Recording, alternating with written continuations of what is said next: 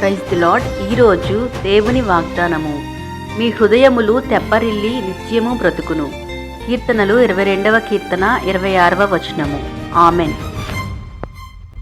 యేసయ్యా నా ప్రాణమా, ఘనమైన స్తుతిగానమా.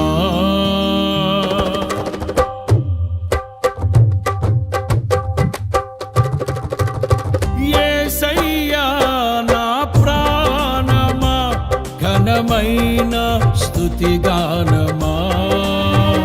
అద్భుతమైన నీ ఆదరణే, ఆశ్రయమైన నీ సంరక్షణయే